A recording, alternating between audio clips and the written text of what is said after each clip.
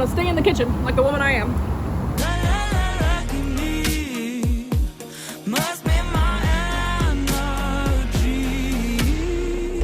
Yo, yo, yo, it's Alana's jacuzzi. Hi, welcome to my jacuzzi. Today's special guest is the Human Design Chart. What's up, guys? Welcome back to my YouTube channel. If you aren't already, go ahead and hit the subscribe button if you want to see videos that will help you to become the best version of you. Today, I am going to be talking to you guys about the Human Design Chart and my new 6-month plan, because I figured if we had to start over, let's do a full reset, okay?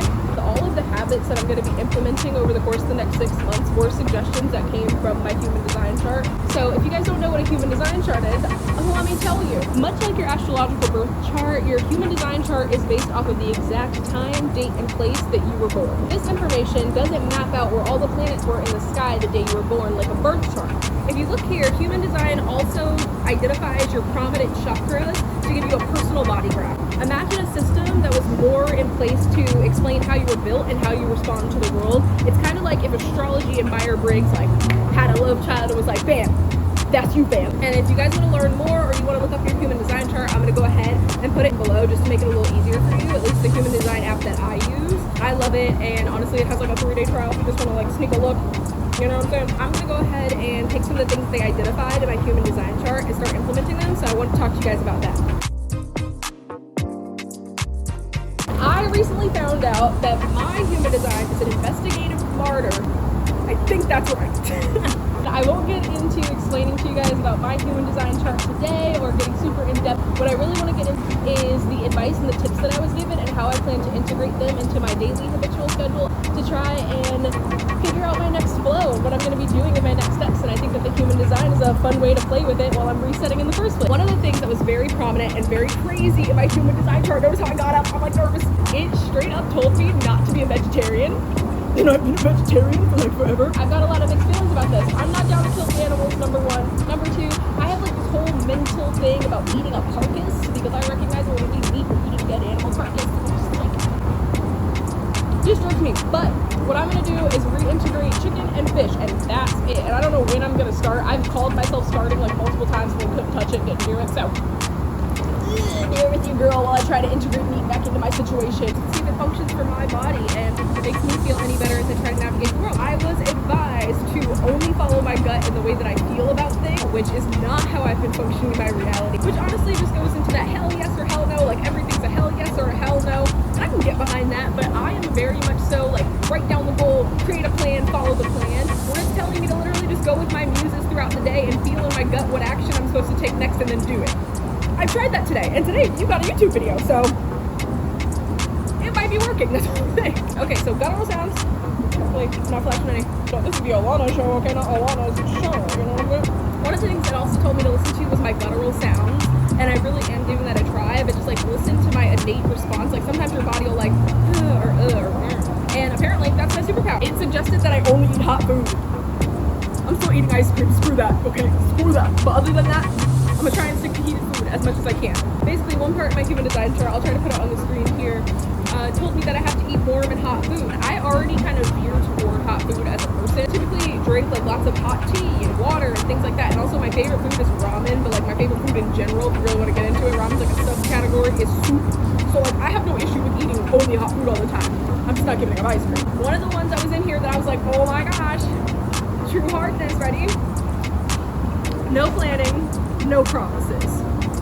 What the fuck am I supposed to do with this information? So like if you notice, I've only been saying like, ooh, a video a week, right? I'm never gonna be like, oh, videos on Wednesdays at 5 o'clock.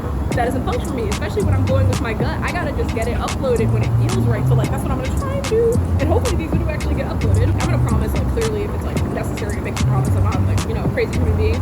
But I recognize where things like my content schedule, like instead of promising the posts, I'll have the pressure of the fact that I know I'm supposed to be posting, but it won't be pressurized in the sense that I'm requiring it of me or making a promise to somebody else that I feel like I won't be able to keep, and it causes me anxiety. Like I recognize when I read this Human Design thing, I was like, damn, that's some good advice for me as a person. I felt good. One of the things that it told me inside my Human Design Chart is that I need to have water in my workplace, and my Human Design type is wet kitchen. Do I look like a woman who belongs in a kitchen? No, but I'm the kind of woman. Yes, it's called wifey material. Which means that I work really well in environments where there are a lot of integrated to make one thing. Kind of like when you're in the kitchen, you've got all your ingredients and then they all come together and then now you've got pasta. It's literally that, but for me as a person, I function well in places like creative studios, in kitchens. I love the kitchen, y'all know I've been loving to cook. But creative studios are really great environments for me, which was the place that it was suggested. And I was like, this is my life, putting all the pieces together. Things that I also plan to integrate into this wet kitchen mentality and recognizing that wet kitchens are my safe space is I used to have a really negative mindset as it pertained to editing. It just bogged me down and made me feel like I just couldn't get through it, or that I felt like it was too much half the time.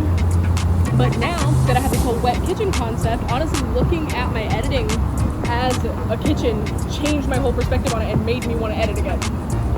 Who knew? You just look at something in a different light. Perspective, people.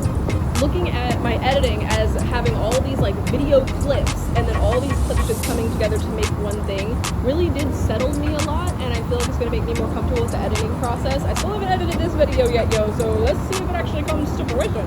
But I think that I'm going to have a better chance of editing things in a way that honors me if I view it as it being in the kitchen and all of the videos are just pieces that I'm bringing together.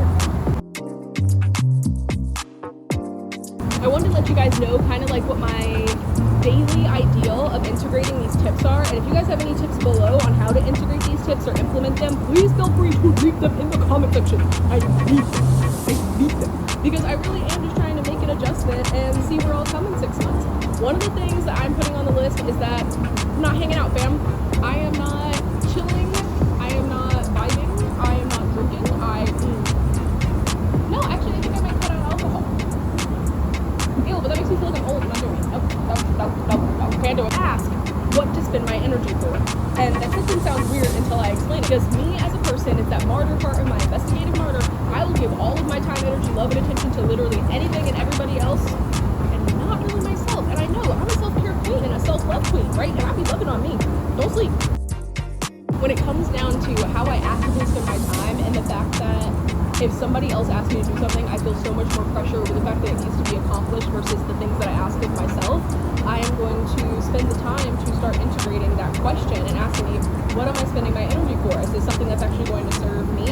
Am I doing something that's really going to help someone? Or is it something that is just consuming my time where it's somebody else's, goal, thought, feeling, opinion, or is something else that somebody else should be accomplishing? Because also, the girl struggles to delegate. And that is why this YouTube channel has taken so long to come to fruition, okay? I'm gonna focus more on loving what I'm doing. I tend to veer toward hard work. It needs to be hard. I need to be hard working. And I lost sight of loving what I'm doing. I literally create content that helps people. That's such a beautiful thing to be able to do in this lifetime, and such a beautiful thing to create. And whether that's content as it pertains to social media, or content as in me filming a movie, or content as in me shooting for a magazine, I still am creating things that help people and inspire people and influence people and empower people and also teach people to become the best version of themselves. It's literally the whole purpose of my platform. But I'm also not going to avoid hard work. Clearly some of the things that you actually really want to be doing have hard work in the middle to get to the result in which you actually wanted. So I'm not avoiding the hard work. I'm just going to focus on loving the hard work. Period. One of the biggest things on this human design chart that it advised me to do is wait to respond. I'm gonna pull my hair out, but I'm gonna try. Basically, it was saying that once I receive something energetically, because I am a generator, to take a moment to process it, wait, and then respond. The wait and respond part is gonna be a little bit hard for me because I like to take action, I like to get things done, I want to fix it, I want to plan, I want to But I think waiting and responding also gives me the opportunity, one, to listen to my gut, and two, respond in a way that's actually what I intend on saying versus me just saying yes to things I don't want to actually do.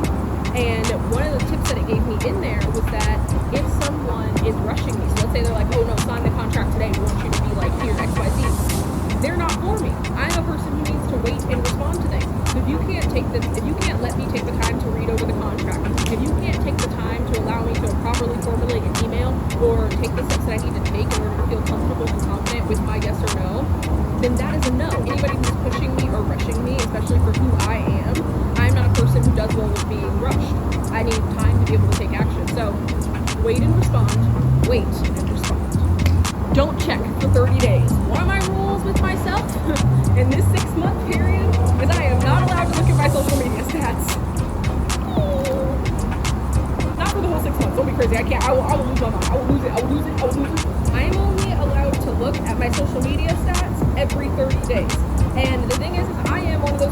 I'll admit it, okay? Post something on the gram, I look 5 minutes later, I'm checking. I'm like, what's my stats, what's my numbers? The way that the algorithms function nowadays, there's a lot of delayed reactions and things like that you don't even get a good perspective or point of view on how your content did until at least 7 days later, and that's across all the platforms. That's not just like YouTube centric or TikTok centric. So from now on, what I'm going to do is I'm not going to look at my stats. I'm not going to run back to my numbers. I'm going to post it. I'm going to be happy. I'm going to be loving what I'm doing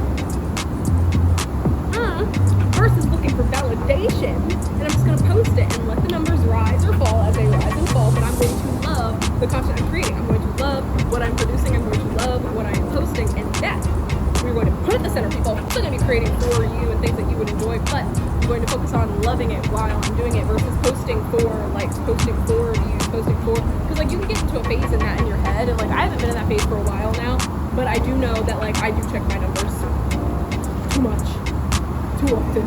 I'm not gonna, fall out of social media trends or not understand like the most recent versions of the algorithm or like how to establish like, what's becoming popular on the platforms, how to use those trending audios, which trending audios use. Like I'm still gonna do all my research and everything, but I'm not going to let myself track myself. I'm just gonna do it. I'm just gonna post. I'm just gonna create. Yeah. Oh, actually, I gave myself once a month to go out on this list, so I'm allowed to go out once a month. But even then, I don't think I'm going out for fun anymore. I think I'm gonna hone in and focus like a psychopath. It's gonna be a good time. I'm gonna wake up between 5 and 6 a.m.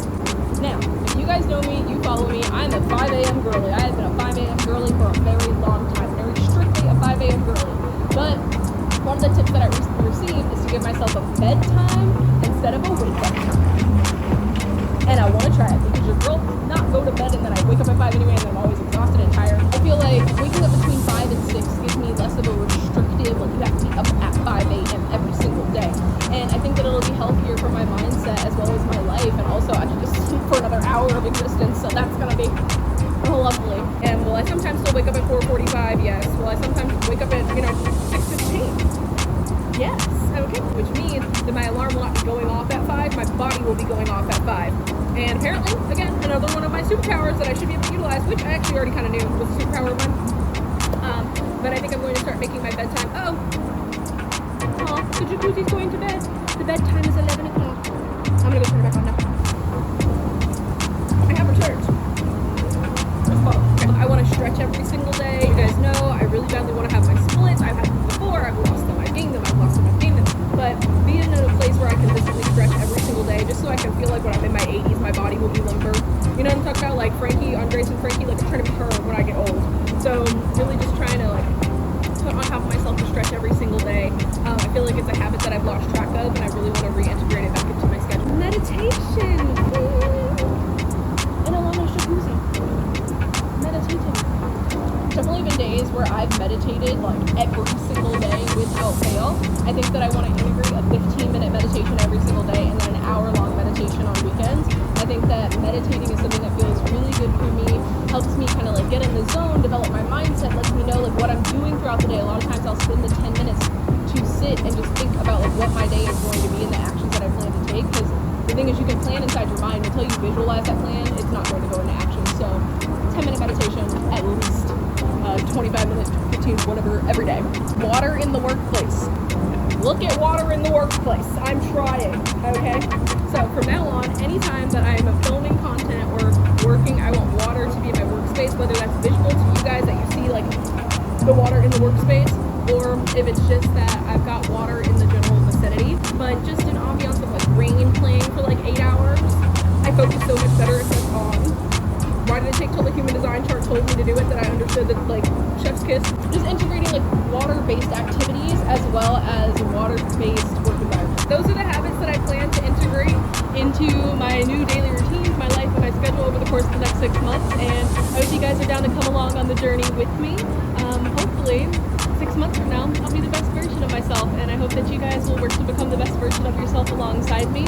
I'm going to give you guys as many tips and tricks and hacks and as many things as I can about me learning how to be the best me that will hopefully help you to become the best you. And I hope to see you guys in the next episode. Should I make it like a thing? Be like XO, A. No, that's probably not a thing. All right. Bye. It's a fire.